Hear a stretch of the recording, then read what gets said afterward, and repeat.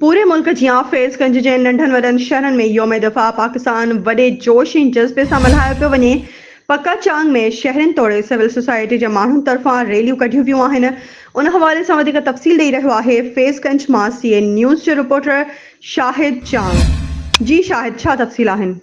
जी बिल्कुलु, मां तव्हांखे ॿुधाईंदो हलां। पूरे मुल्क जियां फैज़गंज जे नंढनि वॾनि शहरनि में योम दफ़ा पाकिस्तान वॾे जोश ऐं जज़्बे सां मल्हायो पियो वञे। पक्का चांग में शहरनि तोड़े सिविल सोसाइटी ऐं हुरमुजाहिद जे माण्हुनि पाक फ़ौज ज़िंदाबाद, पाकिस्तान ज़िंदाबाद जा नारा हणी पाक फ़ौज सां यकजहती जो इज़हार कयो। वतन अज़ीज़ मथां सिर कुर्बान कंदड़ पाक फ़ौज ऐं रेंजर्स ऐं हुरमुजाहिद जे शहीदनि खे सलाम पेश कयो वियो। रैली जी अॻुवाणी मौलवी अब्दुल वहाब सिकंदरी, हाजी मंगणहार, उस्ताद अशरफ चांग, सेठ रहीम चांग ऐं ॿियनि कई। जी महिरबानी शाहिद, तफ़सीलुनि खां आगाह करण लाइ।